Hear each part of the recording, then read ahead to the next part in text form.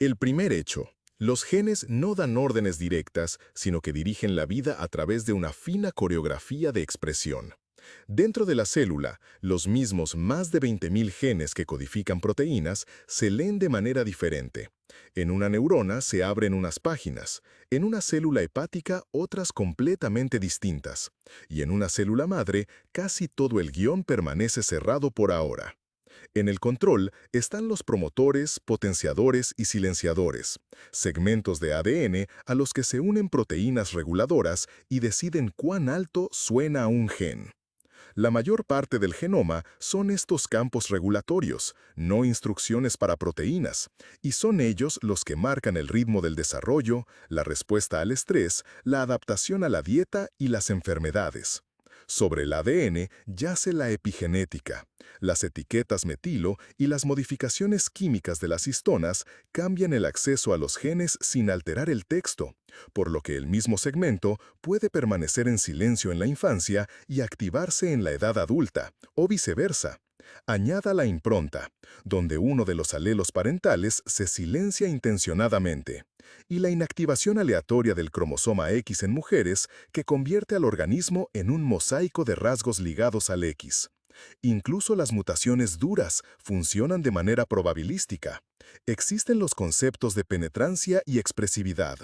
Un gen aumenta el riesgo o establece un rango de manifestaciones, en lugar de forjar el destino de una vez por todas. Por eso, lo que se hereda no es una sentencia definitiva, sino un sistema de ajustes y tolerancias que se activan de forma diferente en distintos tejidos, edades y entornos. La vida es un trabajo constante de interruptores. Cuando las células se dividen, las heridas sanan, cambia el sueño, crece un músculo tras el entrenamiento, no es que se active un gen, sino cientos de activaciones y silenciamientos coordinados, ajustados en tiempo, lugar e intensidad. En este sentido, lo que dirige no son las letras del ADN, sino una orquesta de regulación que interpreta la misma partitura con millones de variaciones. El segundo hecho. Los hábitos cotidianos están llenos de rasgos genéticos perceptibles sin microscopio. El procesamiento rápido o lento de la cafeína depende de la variante del gen CYP1A2. Los metabolizadores rápidos toman un espresso por la noche y se duermen tranquilamente. Los lentos experimentan un aumento más prolongado de la presión arterial y el ritmo cardíaco, y junto con las variantes de AD hora 2A sienten más el temblor y la ansiedad por la misma tasa.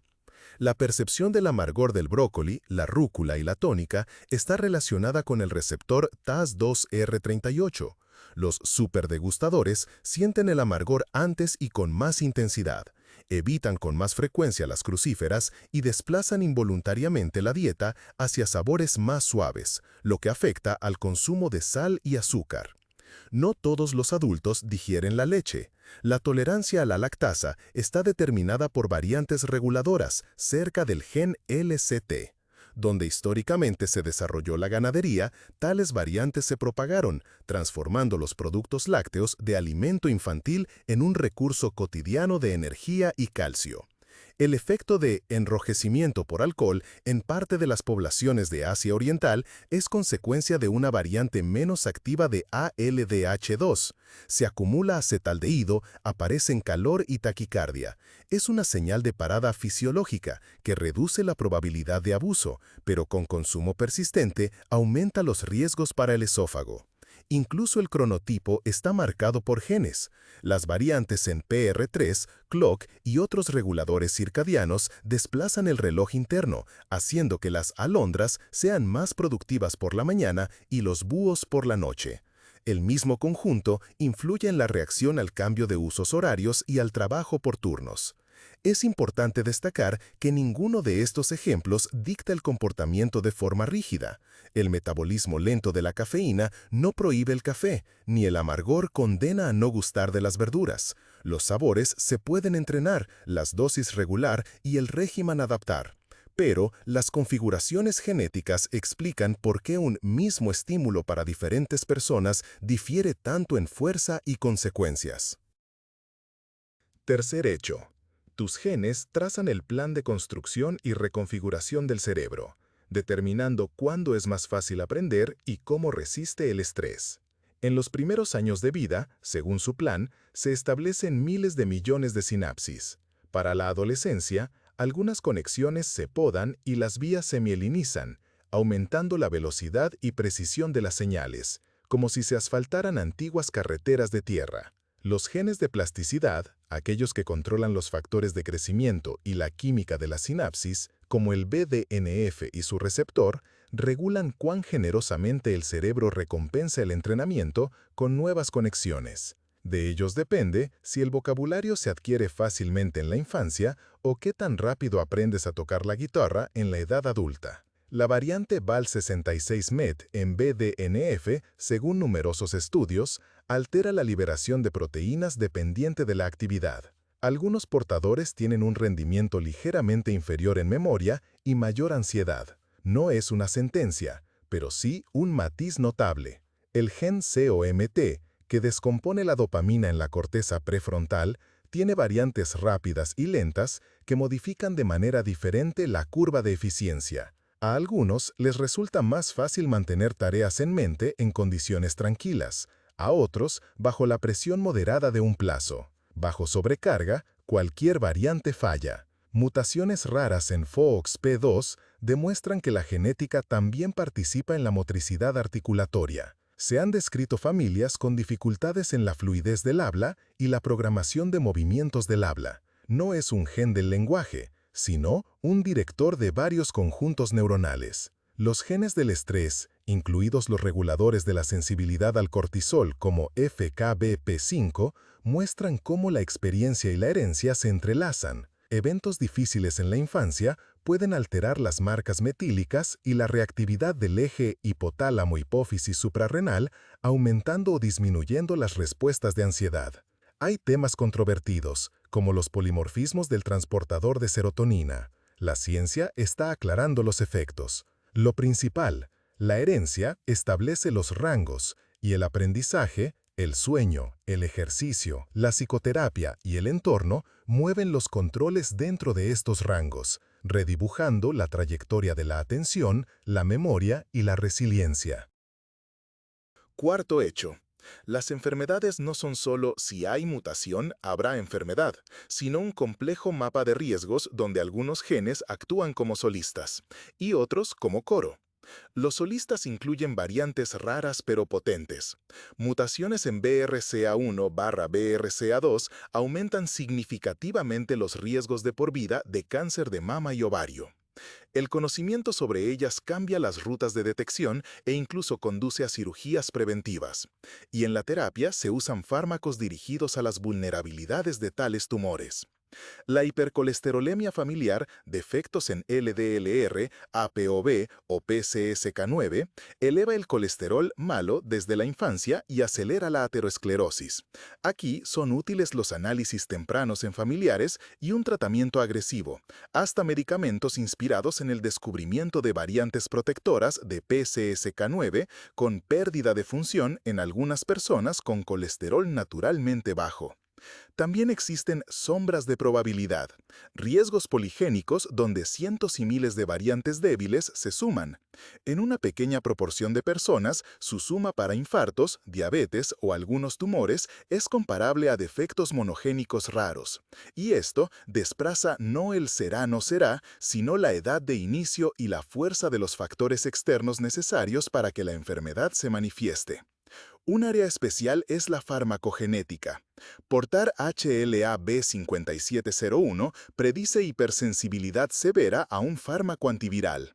HLA-B1502 en algunas poblaciones asiáticas se asocia con riesgo de reacciones cutáneas peligrosas a ciertos antiepilépticos, por lo que se recomienda una prueba antes de la prescripción. En la vida cotidiana, la prueba genética más accesible es el historial familiar. Infartos tempranos en parientes cercanos, oncologías recurrentes, colesterol inusualmente alto indican dónde hacerse chequeos antes y con más frecuencia. Y aún así, incluso un alto riesgo hereditario sigue siendo un escenario para la elección. La dieta, el ejercicio, el sueño, dejar de fumar y los chequeos oportunos cambian notablemente las probabilidades porque los genes establecen la configuración base y el estilo de vida, la trayectoria en este mapa. El quinto hecho, la genética deportiva no es un boleto directo a la victoria ni una barrera para el éxito, sino un conjunto de características con las que un entrenador puede trabajar de manera más precisa. La proteína ACTN3, ubicada en los discos Z de las fibras musculares rápidas, no se sintetiza en algunas personas debido a una variante comparada prematura. Estos músculos se comportan de manera un poco más resistente, ahorrando fosfocreatina y manteniendo ritmos moderados por más tiempo, mientras que los portadores de la variante activa se encuentran con mayor frecuencia entre velocistas y saltadores. El polimorfismo AC, relacionado con la actividad de la enzima convertidora de angiotensina, se ha correlacionado en algunas cohortes. El alelo I es más común en lanzadores de resistencia. El alelo D en disciplinas de fuerza.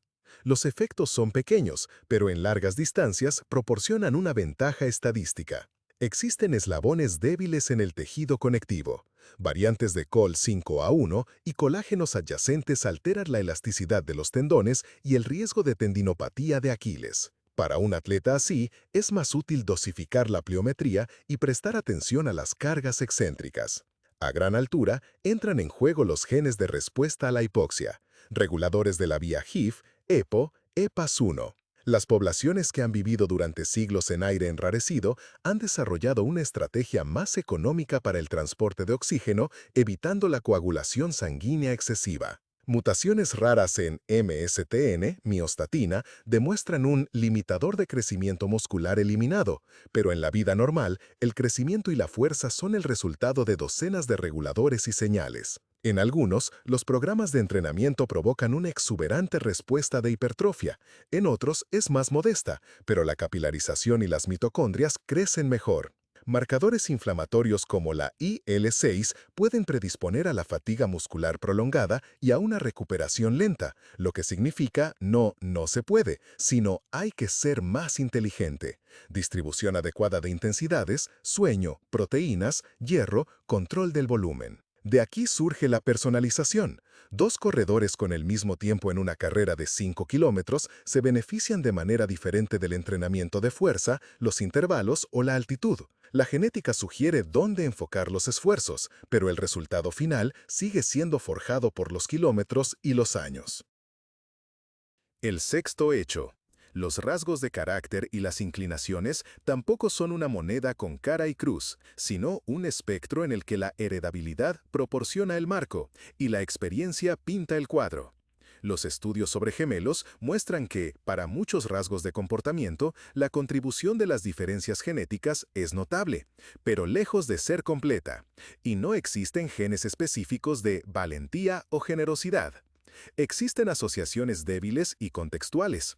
Las variaciones en los receptores de dopamina, por ejemplo DRD4, se han relacionado con la búsqueda de novedades, pero el efecto es inestable y depende en gran medida del entorno y del método de evaluación.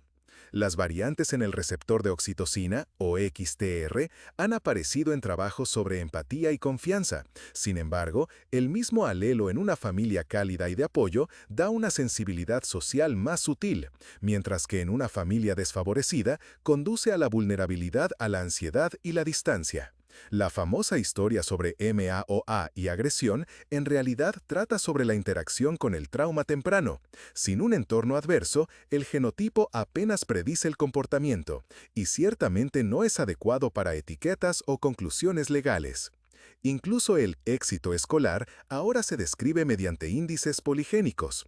Estos solo explican una parte de la dispersión y reflejan parcialmente la tutela genética, es decir, cómo los rasgos de los padres crean un ambiente propicio para el aprendizaje en casa. Finalmente, la reactividad al estrés y el autocontrol no son estatuas. Las marcas epigenéticas en las regiones asociadas con el cortisol cambian bajo la influencia del cuidado, los patrones de sueño, la psicoterapia y el entrenamiento regular de la atención. Imagina a un niño tímido con una configuración genética sensible. En una clase ruidosa se paraliza, pero en un entorno bien diseñado, con reglas y rituales suaves, este mismo niño se convierte en un maestro de las negociaciones sutiles, no a pesar de sus genes, sino gracias a ellos, porque un sistema nervioso flexible se desarrolla mejor donde se le permite entrenar habilidades de forma segura. Los genes aquí no son una sentencia ni una indulgencia, sino una instrucción sobre cómo manejar tu temperamento. Cuanto más precisa sea su lectura, más consciente será la elección del entorno y los hábitos. El panorama genético es un archivo de la evolución reciente y dirige sutilmente las decisiones cotidianas a través del legado ambiental. El alelo de la variante de anemia falciforme de la beta-globina en el cinturón de malaria otorga a los portadores una ventaja contra la infección grave por Plasmodium falciparum, aunque en homocigosis resulta en la enfermedad. La deficiencia de G6PD también limitó históricamente la propagación del plasmodio, pero hizo que los glóbulos rojos fueran vulnerables a los oxidantes. De ahí las prohibiciones culturales sobre las habas y la precaución con ciertos medicamentos en el Mediterráneo y Asia. La variante negativa del receptor Duffy, DARK-RAC, prácticamente fijada en partes de África tropical, bloqueó la entrada de P. vivax.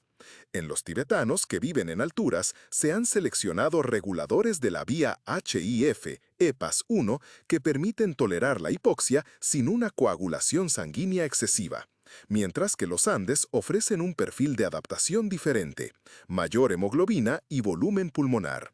La copialidad del gen de la amilasa salival AMI1 varía.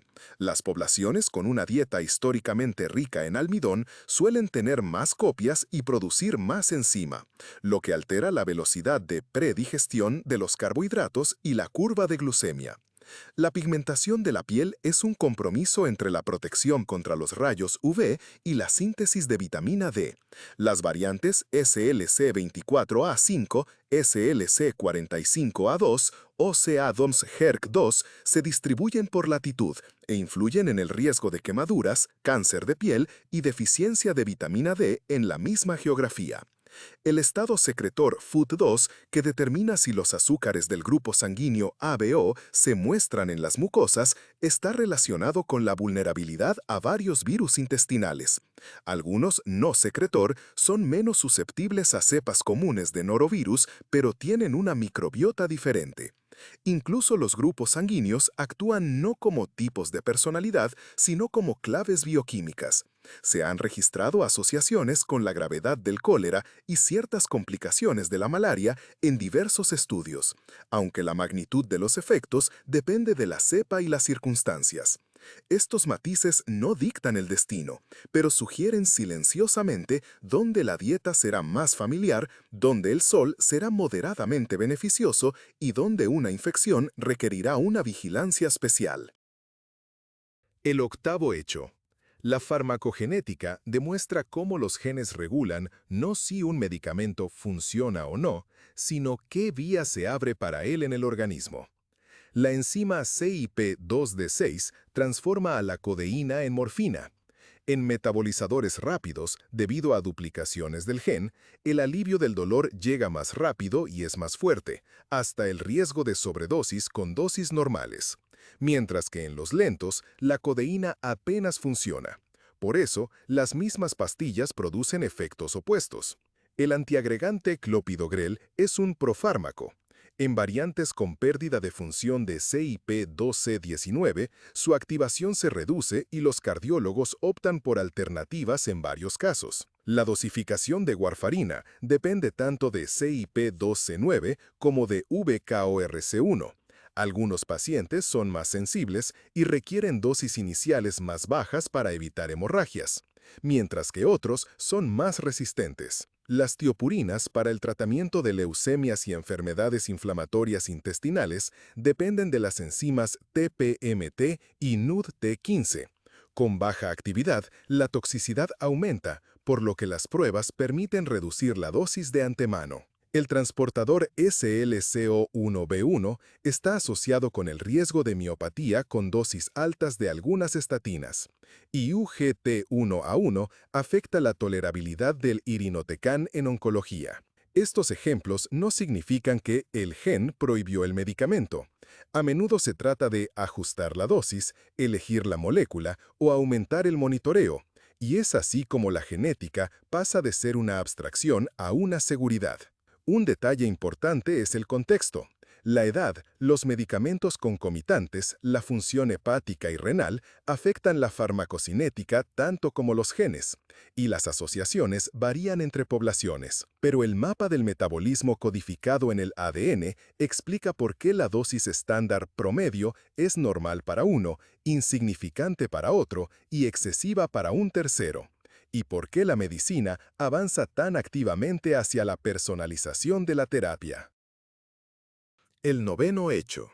El envejecimiento no es un resorte roto, sino muchos reguladores que alteran el ritmo de reparación y la eficiencia de los recursos en cada célula. Algunos genes determinan la frecuencia de la autofagia, la limpieza de proteínas y mitocondrias dañadas.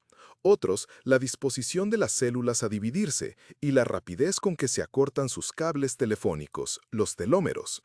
Las diferencias hereditarias en los componentes de la telomerasa, TRT, TRC, establecen el telón de fondo. Las familias con telómeros muy cortos tienen más problemas tempranos de hematopoiesis y pulmonares, mientras que los excesivamente largos tampoco son una bendición, ya que aumentan la probabilidad de ciertos tumores. La calidad de la reparación del ADN vincula el envejecimiento con síndromes raros de aceleración, mutaciones en WRN, LMAA o vías relacionadas provocan un desgaste tisular temprano y dramático, mostrando el coste de las averías acumuladas. A nivel del metabolismo energético, son importantes los nodos de señalización IGF-1, mTOR, AMPK.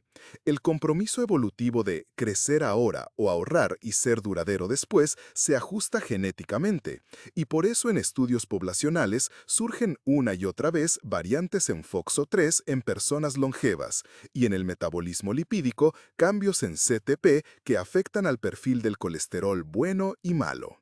La aportación de E4 en ApoE aumenta notablemente el riesgo de Alzheimer y altera la respuesta cerebral a traumatismos y al sueño.